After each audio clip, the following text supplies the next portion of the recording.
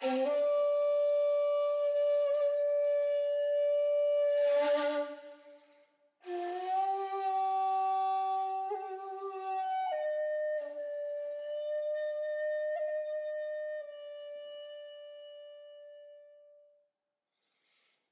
everyone. I'm Andrew. And I'm Reverend Kosho Finch. So we're on episode 13 now of True Words, a Shingon Buddhist podcast, and the topic this week is going to be on the good, bad, and ugly of Buddhist practice. Yeah, we've been talking recently and got some feedback online regarding practice and meditation and maybe most especially when things could go wrong and why.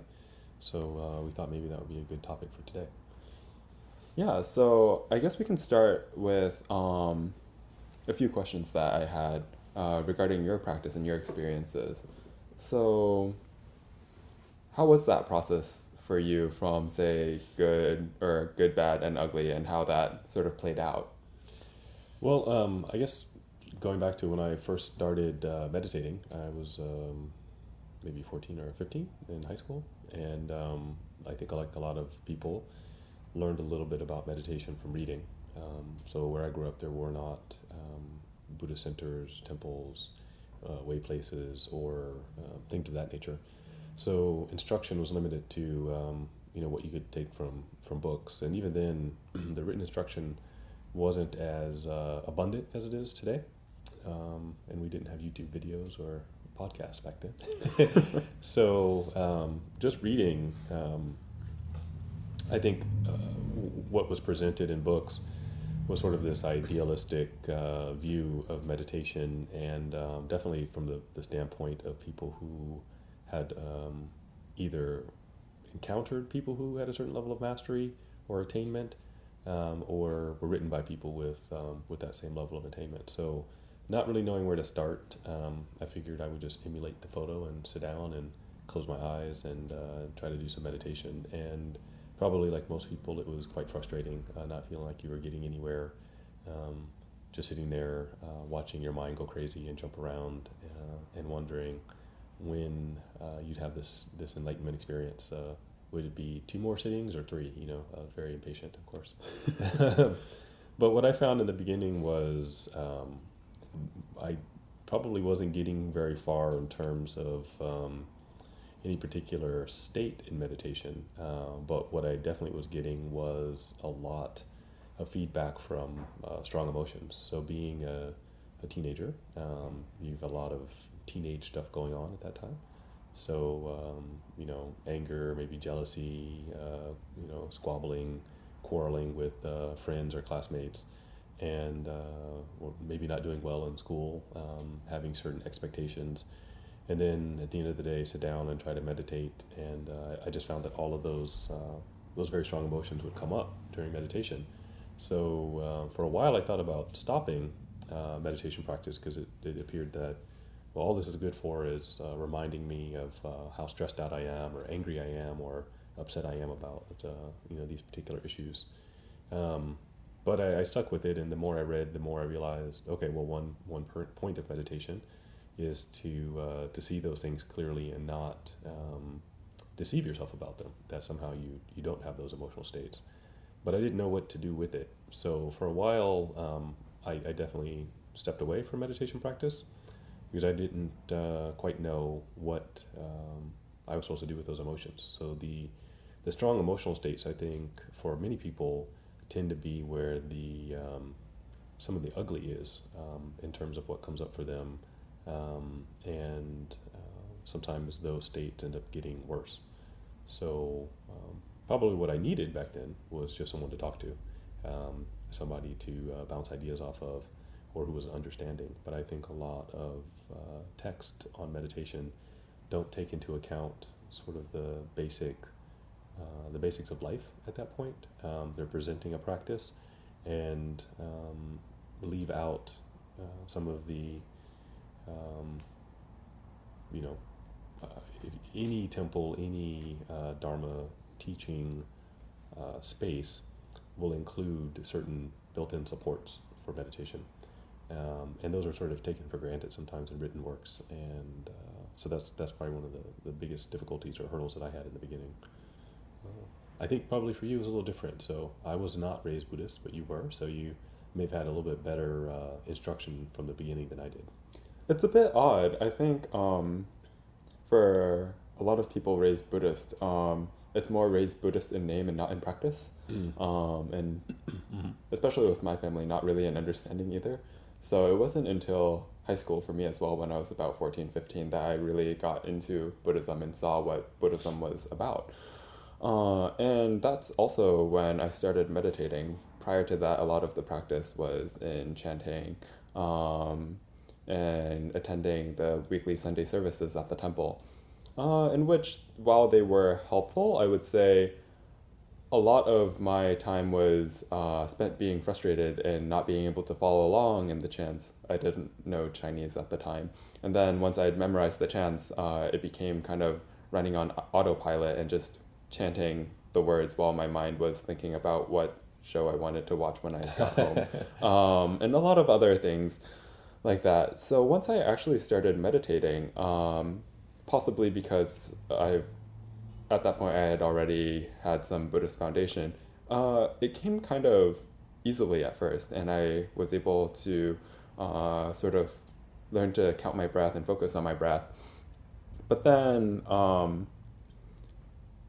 similar to you, Kosho Sensei, I also had obstacles. So in that, I feel like the experience was sort of looking at a mirror, because when I was meditating, a lot of thoughts would come up, and it was a lot of, oh, I didn't think that I would have such horrible thoughts and intentions toward people. And it was very shocking to me. So, like you, I kind of stopped and thought, yeah, maybe this is just stupid. Maybe I'm doing something wrong. Maybe something's not quite right here. And after being presented with these emotions and thoughts, I was wondering what I could do about them.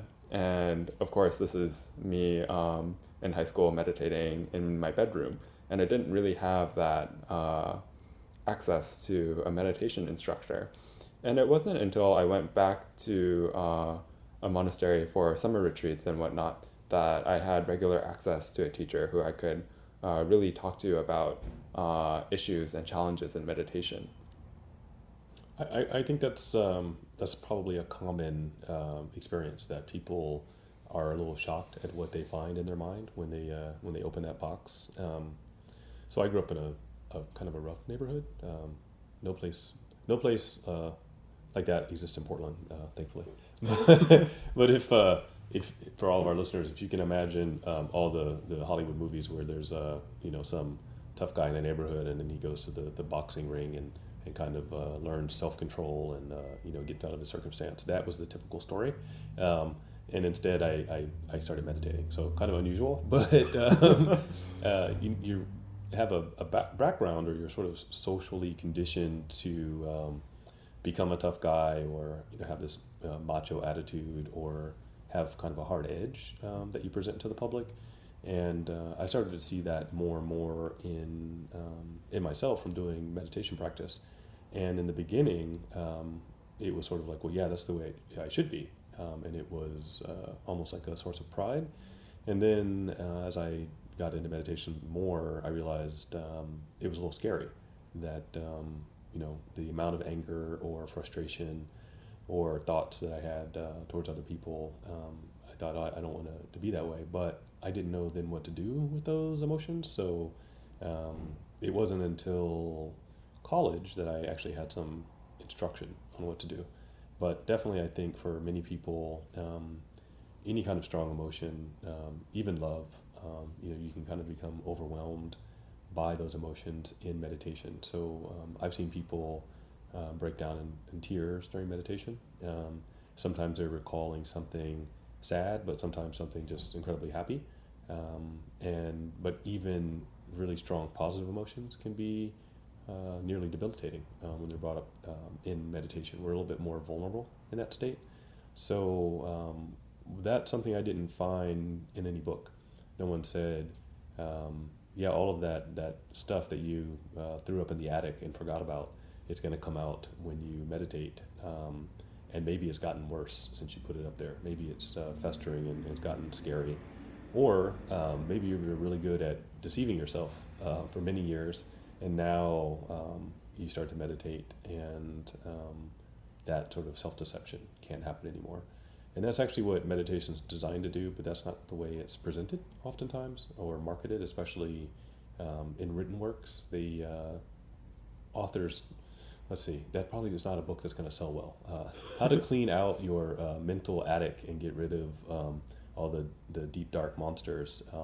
It's something more along the lines of how to live in a peaceful land of rainbows and unicorns and waterfalls and placid lakes, or something that's going to be a better title. But Yeah, because to empty the attic, you have to take a look at those monsters again. yes, yes, and sometimes you have to wrestle with them because, in fact, right, you put a big chain around the box and locked it up, and you didn't really deal with it. You just put it aside. So those kind of things do come up, and so I think I've seen a lot of people drop out of practice, have very negative experiences, have very strong emotional responses, and just run away. And sometimes I mean that literally, like kind of get up and run off in the middle of doing it, especially an extended practice. But that's actually sold to a lot of people that the first step in your meditation should be a days long retreat, which probably isn't the best advice for every single person. Especially if you're just beginning. I mean, absolutely, yeah, that's really intense. it is. I think I used the analogy last time. Please don't go out and run a marathon tomorrow if you've never trained for a marathon. So the same thing with doing a retreat, having no background. That may be a bit painful to just jump in. So there definitely can be some downsides to meditation, but I think too the other area that we need to be quite aware of is that oftentimes we have issues in our life that are probably better equipped to address to a counselor, a friend, or family member, and brought out into the open maybe by talking before we take it to the meditation cushion, and that would be a better service to ourselves rather than doing all of the unpacking through our spiritual practice. But I do think a lot of times people are drawn to spiritual practice because of either very clear or sometimes vague awareness that there's something about themselves that they want to change, but doing it through meditation can be a bit stark, can be very sort of you and the monster in an empty room, and you may feel like you don't have a lot of tools. So there were times that that was my experience. So there was a kind of a dark side, but on the good side of this conversation was my encounter with a teacher, and having some indication of what to do in meditation. And in fact, my first positive instruction in meditation wasn't a Buddhist teacher. It was a teacher of Tai Chi, and we were doing standing meditation at that time. And the teacher came over, the classic old Chinese man, the Tai Chi instructor, who completely looked the part, and began to position my body in all different ways and adjust my elbows and my wrists and my hips, and would just take one finger and poke me here or there and make all these small adjustments. And I thought, how can any of this really matter? I'm standing, and I felt like, well, I'm standing here and I look just like the guy next to me. How can it be any different? He didn't adjust that guy. Why is he adjusting me? And then I felt all this subconscious, like, oh, everyone's looking at me. And then, he spent 5 minutes or so, like, moving every little bone in my body. And then when he was done, he said, okay. And he walked over to the next person. Then I realized, oh, it felt completely different. My breathing was different. The little pain I felt in joints was gone. And I realized that the posture, the physical posture side mattered completely. I mean, it was very, very important. And although I had read about it, I hadn't had the experience of it. And it wasn't until somebody actually placed me in that pose that I then started to develop sort of the muscle memory, I guess we would say, for what that felt like, and how much of an aid to meditation it could be.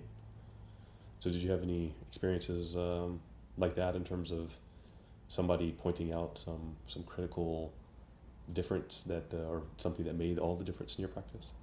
Yes.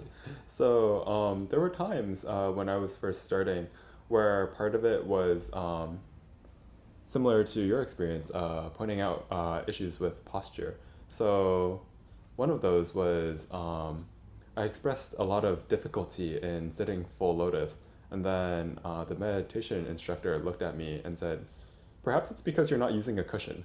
I thought, "Oh, is that it?" And then I did it with a cushion, and hey, there you go. That made all the difference. Yeah, actually, having a proper cushion can be very helpful. Just getting the right tilt in the pelvis will make all the difference. And so, especially if someone's attempting to sit full lotus, and I'm sure there's people listening going, I can hardly sit on the floor at all, let alone full lotus. But the posture cushions and those supports for meditation can be incredibly helpful. So I have that problem generally because I have longer legs than the average meditator. And so finding a cushion that's just high enough was a problem for a long time, realizing that I needed probably double height cushion just to the length between the hip and knee was much longer than most people. So there were many years of painful joints, either because there was no cushion big enough or just not knowing that. So that became a real help.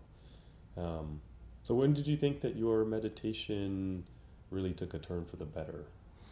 I think it took a turn for the better. Once I got the posture down.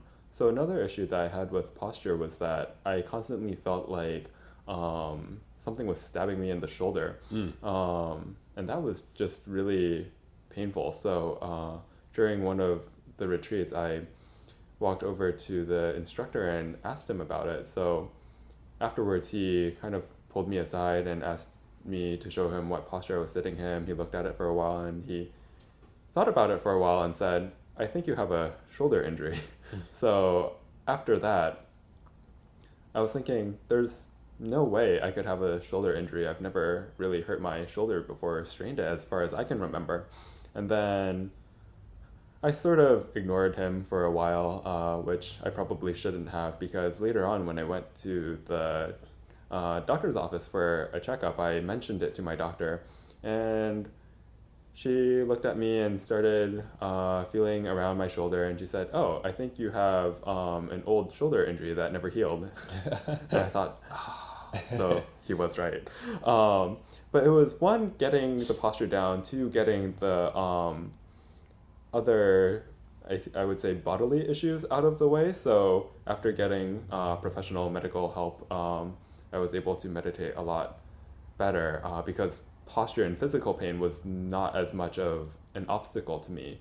And then I think the other part of it too was really the more I studied and practiced other parts of Buddhism outside of meditation, the more my meditation improved, which I thought was just really counterintuitive, but that's how it worked.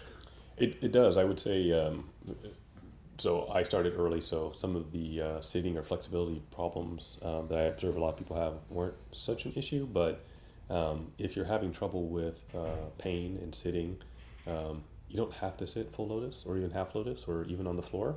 I've heard from a lot of older people, they tell me, well, if I get down there, I won't be able to get back up. So Sit in a chair. Yeah, sitting in a chair is fine, but sometimes it helps. I even have the problem in chairs that with long legs, some chairs are too low, so my knees end up above my hips. So using a cushion in the chair can be very helpful. I think the critical thing is just having a straight back, because it really aids in making your breathing easier. But I would also agree that it wasn't until I did practice with a formal Buddhist sitting group, Taiwanese Buddhist group in college, that I had the experience of all the surrounding experiences and practices that go along with Buddhist practice. So, and then coming to realize it's not all sitting silently. I thought it was all the books said it's just sitting silently. So, of course, we did a lot of chanting, mantra practice, and had the great benefit of having a monk from Taiwan come and give lectures. Mm-hmm. So once I engaged in all of those additional practices, I found that my meditation really benefited as well. Yeah. So even remembering to bring a dish, thinking about what dish I was going to bring for the potluck afterwards, ensuring that it was vegetarian. There's nothing. You wouldn't believe how many things say vegetarian have, like chicken broth.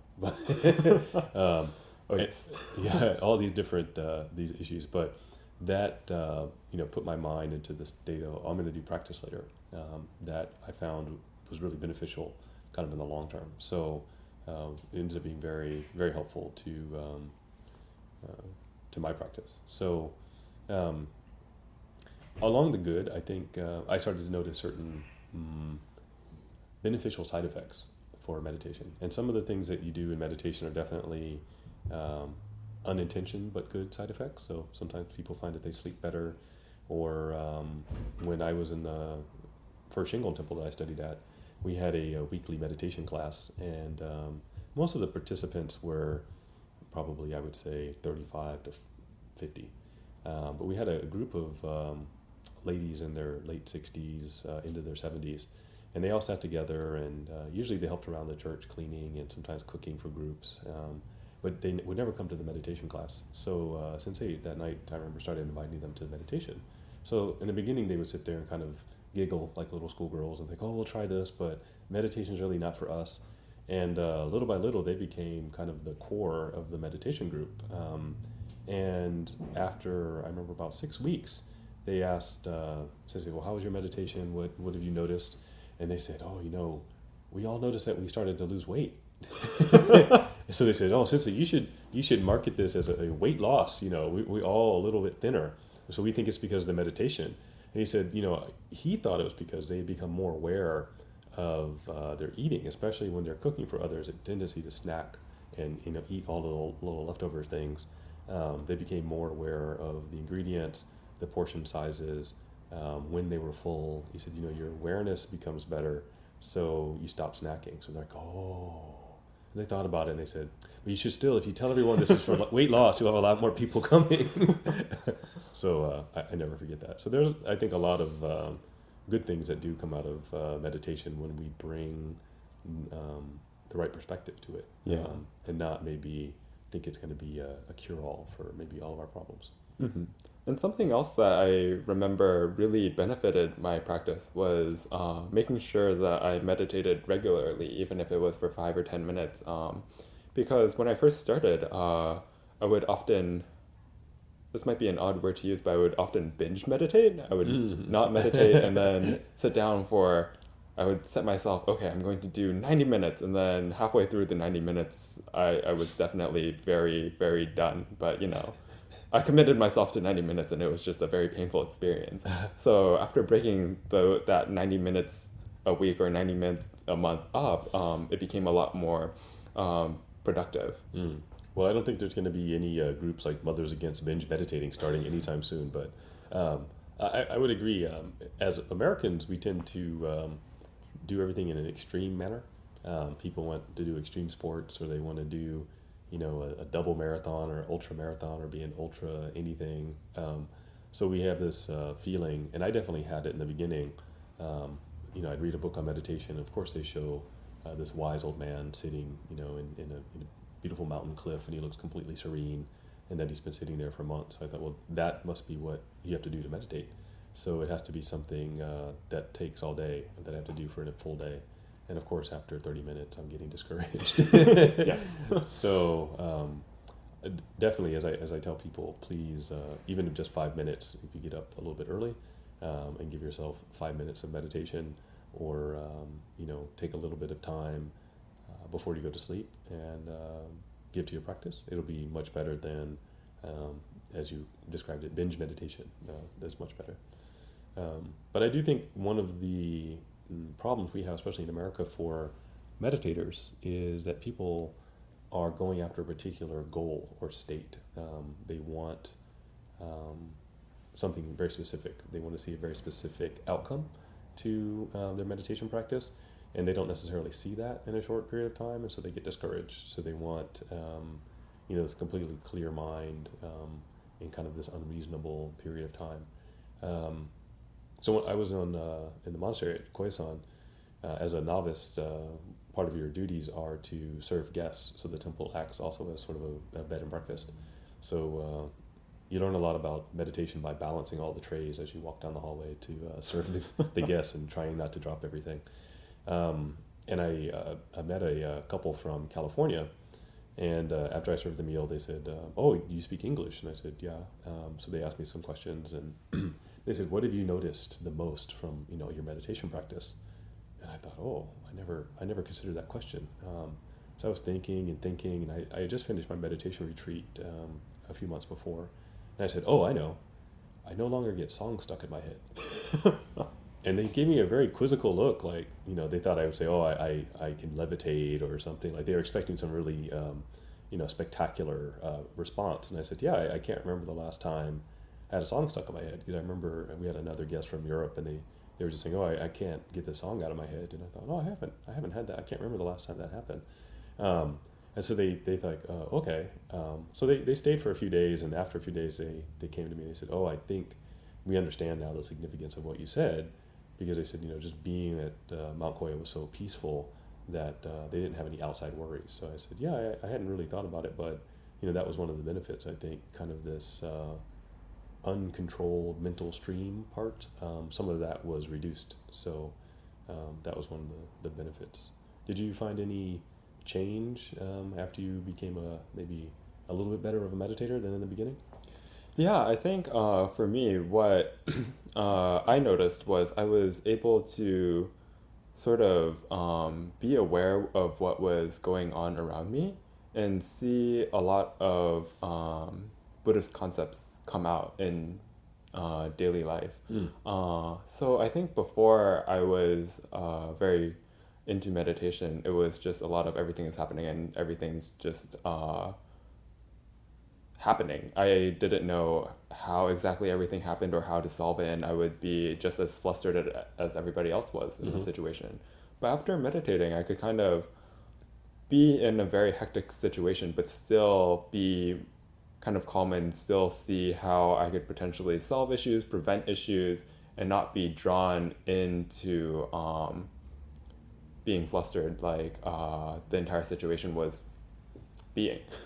Let me just say it's a great benefit at your age, so that's good.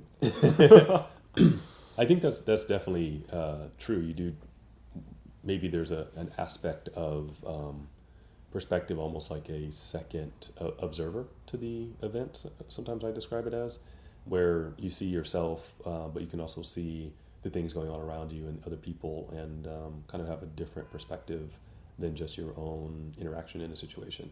So I think the one that I see most often is angry drivers. So and I've when I was younger, I would speed like most young men, but not anymore. So when people want you to speed or go around or exceed the speed limit, they get very frustrated, and so I often get these people screaming in their cars, looking in my direction, or throwing their hands up and doing various things. So for many people that would anger them, and I find it just now it's sort of funny. Maybe that angers them more, I don't know, but it can be it gives you a different perspective, just to maybe not be so engaged or attached to the situation and have a slightly different perspective. So but those, I think, are all nice side effects for meditation, but I think this is where study and practice come together, so that we have a better understanding of what we're doing, and not just, as I mentioned, I think a lot of people chase a specific state, or they expect a specific, I have a specific goal for doing this meditation that doesn't necessarily match up for the stated purpose from the Buddhist perspective of what meditation is there to provide as a tool to observe, your progress with your practice. So, some good and bad and ugly. Did we cover ugly? I think some bad. Some of the bad is ugly too. So Yeah. So I guess as we wrap up, I would just say that I have seen a lot of people give up on Buddhist practice. Primarily, what I've observed is they come to a point where they confront something about themselves that tends to be very, very difficult, or something comes up in the meditation practice, or even in their Buddhist practice, that just really clashes with their personality, or the way they were raised, or something along these lines. So, and sometimes it's cultural. I've seen a lot of Americans, get very frustrated with, Buddhist centers that they think, certain things are only done because that's a particular culture, and they don't necessarily understand why, from their cultural perspective, it's done. So I would just encourage people to, at the very least be aware of that possibility. And when those types of feelings come up, talk it over with somebody rather than to run off. So thanks to social media, some of the people that I've seen either practice with me or nearby, I'll see they switch to a different Buddhist group, and shortly thereafter another one, and then another one, and then maybe even switch faiths completely. So sometimes that can cause a lot of upheaval in a person's life. So to avoid that, I would say try to find maybe, as we would say, a good and wise advisor, someone to talk it over with, or a good friend, just to talk those emotions over with, because Buddhist practice is going to bring up things about ourselves. There will be a transformation, and sometimes it's not comfortable. So the more we can have someone that we trust to talk those issues over with, the better off we'll be. It's not something that was meant to be done solitary, or as we both did, started off in our bedrooms. It's not supposed to start and end there. So there are places where the Dharma is taught, temples, communities, and that's a very important tool for our development. So I hope people will search out some group to do practice with. It can be, in my case, it was very helpful. Mm-hmm. And now it's actually very accessible too, as opposed to your time. It is, yes. I think most major cities there's some kind of formal Buddhist group, and even when I was younger, I had in mind a specific lineage that I wanted to practice in. I didn't let that limit me. I found whatever groups were around and practiced with them and learned from them. So as I say, it's better to do some practice, even if you say, well, I really am interested in this particular lineage, or, well, Shingon necessarily isn't for me, but I think this is, but I really want to do Shingon, but the only thing that's available is maybe this Thai group, but I think some practice is better than no practice. So life is short. Please engage in some practice. And my feeling is, and my experience has been, you'll find your way to the place that's right for you. All right. Thank you, Sensei. Thank you.